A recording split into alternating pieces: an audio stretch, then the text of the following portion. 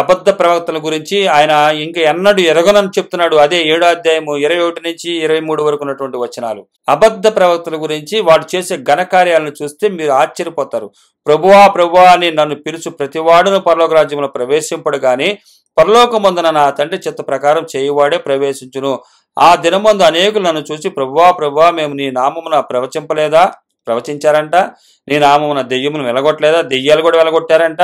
నీ నామమున అనేకమైన అద్భుతములు చేశారంట అని చెప్పుదురు. అప్పుడు నేను మిమ్మను ఎన్నడూను ఎరుగను, అక్రమము చేయువారులారా నా యొద్ద నుండి పోండని వారితో చెప్పుదును. మీరు ఉన్నత విద్యలకు వెళుతున్నప్పుడు అబద్ధ ప్రవక్తలు మిమ్మల్ని మరలా వెనక్కలాగాలని చూస్తారు. అలాగే నేను అసలు ఎన్నడూ కూడా ఎరగను. వారు ఎలాంటి వాళ్ళు తెలుసా?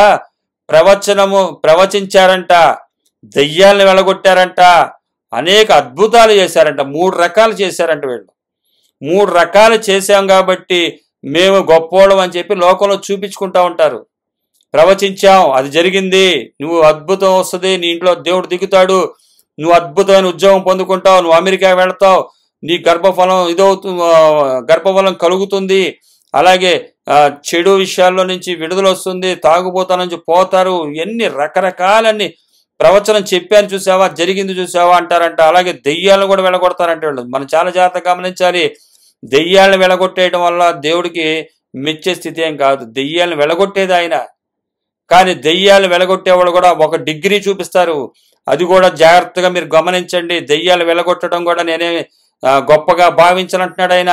అలాగే నా నామమున అనేక అద్భుతాలంట, చాలా అద్భుతాలు వీళ్లే చేసామన్నట్టుగా చెప్పారంట. వచ్చి ప్రభువా ప్రభువా అని పిలుస్తున్నారంట. పబ్లిక్ గా ప్రార్థన చేయొద్దని చెప్పాడు కదా అక్కడ ఆల్రెడీ మత్తయి సువార్తలో.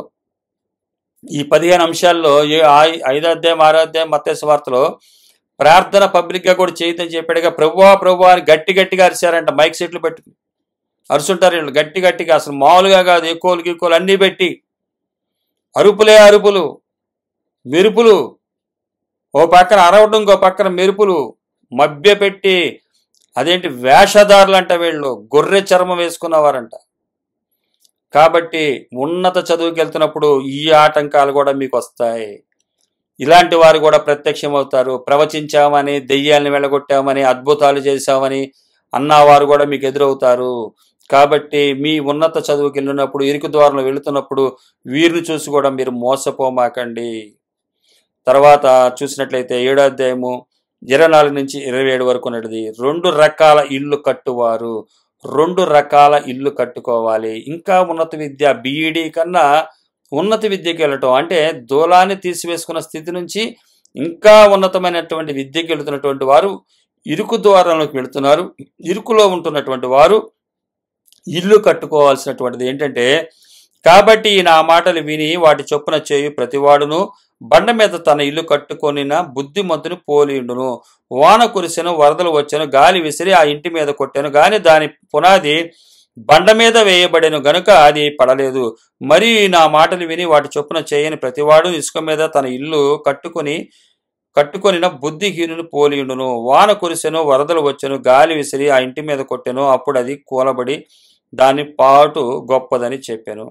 ఇక్కడ 2 రకాల ఇల్లు కట్టువారు మనకు కనబడుతున్నారు. ఇసుక మీద కట్టుకున్నటువంటి వారు, అలాగే బండ మీద కట్టుకున్నటువంటి వారు. కాబట్టి నా మాటలు విని వాటి చొప్పున చేయు ప్రతివాడును బండ మీద తన ఇల్లు కట్టుకొని ఉన్న బుద్ధిమంతుని పోలి ఉంటాడు. బండ క్రీస్తు, యేసుక్రీస్తు వారు మాట మీద బండ మీద ఆ మాట మీద మన ఇల్లు కట్టుకోవాలి, ఇసుకలో కట్టుకోకూడదు అన్న జ్ఞానం మనకు తెలుసు. లోకంలో చూస్తే ఒక బండ మీద కింద పునాది ఉంటేనే ఇల్లు నిలబడద్దన్న సంగతి తెలుసు. కానీ యేసుక్రీస్తు వారు బండ అయినటువంటి క్రీస్తు వారు ఆ మాట మీద మన ఇల్లు కట్టుకుంటేనే మనం నిలబడతామన్న జ్ఞానం లేకపోతే, అంటే బీఈడీ దగ్గర నుంచి వచ్చి ఇంకా ఉన్నత విద్యకి వెళ్ళకపోవటం అంటే అదే. బండ మీద స్ట్రాంగ్ గా కట్టుకోకపోవటం, బీఈడీతో సరిపెట్టుకుని ఎల్కేజీకి వెళ్ళిపోయే స్థితిలోకి వెళ్ళకూడదు. బండ మీద ఇల్లు కట్టుకోవటం అంటే ఆయన మాట మీద ఇల్లు కట్టుకోవటం ఎక్కడన్నా చూసారా?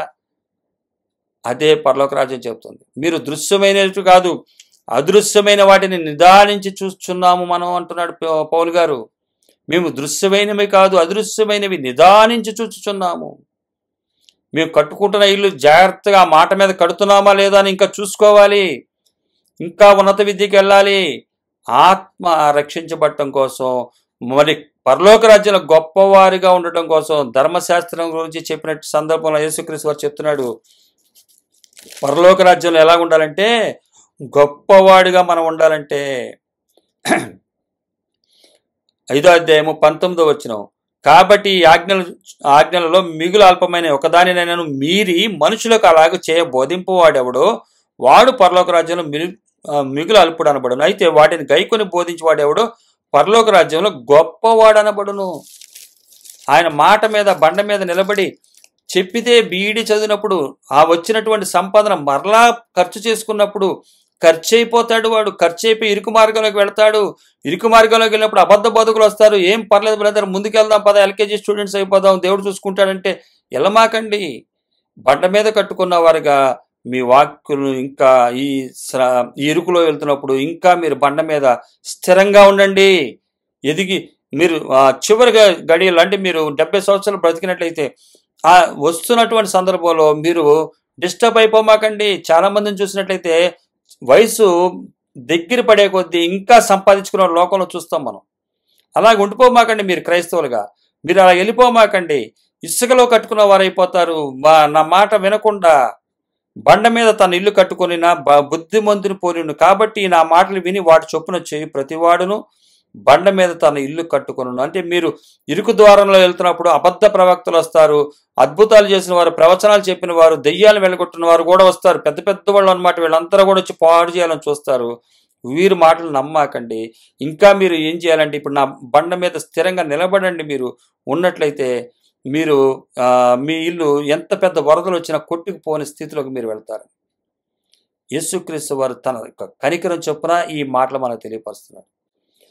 బీఈడి చదువులో దూలాన్ని తీసుకున్నటువంటి స్థితి అయితే అక్కడితో ఆగిపోకుండా ఎదుటి వాళ్ళు తీస్తున్నటువంటి స్థితిలో ఉన్నటువంటి మీరు మరలా వారి కంట్లో దూలాన్ని పెట్టేటట్టుగా ఎల్కేజీలోకి వెళ్ళిపోమాకండి. ఇంకా ఉన్నత విద్యను మీరు అభ్యసించండి.